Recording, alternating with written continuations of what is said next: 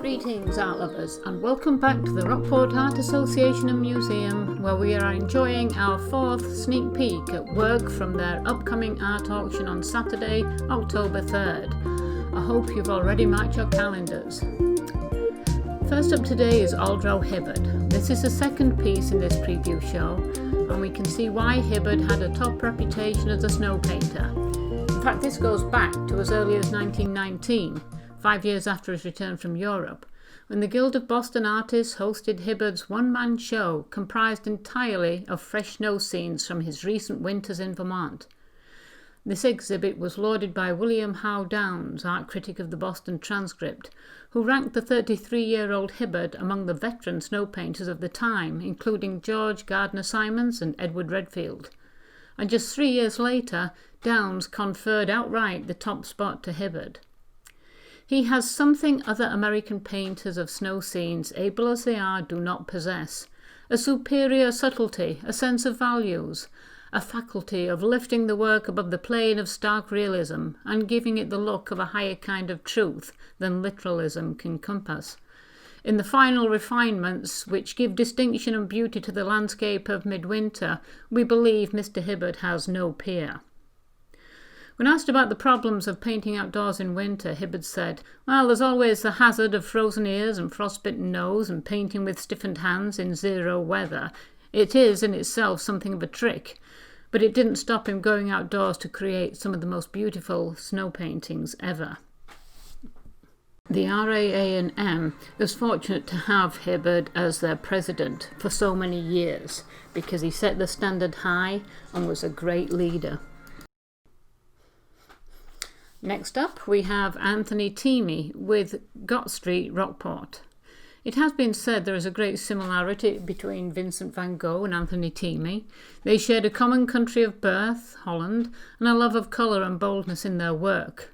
Both endured emotional turmoil and both shared tragic ends. Tiemi travelled constantly as a young man though, ending up on one occasion in South America and eventually boarding a boat for New York. Unfortunately, it landed in Boston instead, but fortunate for us. Making a living as a scenery painter in the theatre district, Tiemi became friendly with the noted sculptor Richard Recchier. In fact, it was Recchier who suggested Tiemi move to the quarry town of Rockport, being an ideal spot for a plein-air painter to set up his easel. Tiemi opened a summer school of painting on South Street and became a popular teacher. It ran from 1929 to 1943.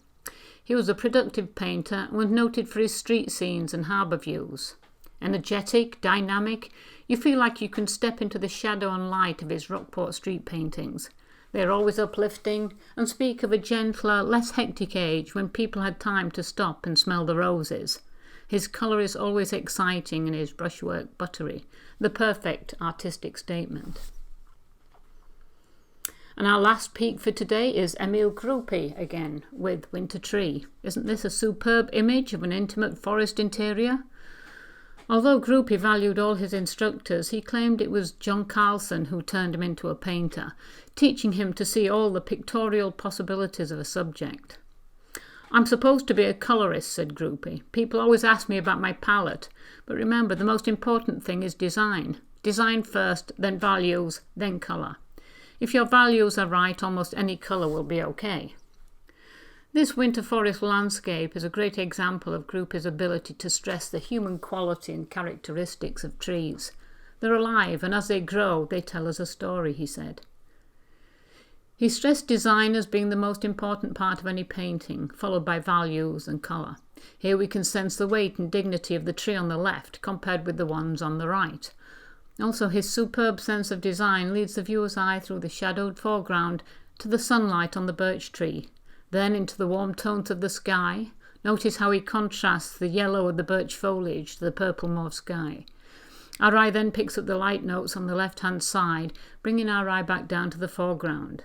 Greiner is, or was, the consummate designer. Writing in 1976, Greiner provided the following instructions for art students. The most important thing to remember is that you should try to draw what you see. Don't think you're doing a horse or a tree or a boat. As soon as you start thinking about the subject, you'll get lost in drawing what you think it looks like. Think of a shape first, then you won't get into trouble. Well, I hope you've enjoyed looking at these images with me.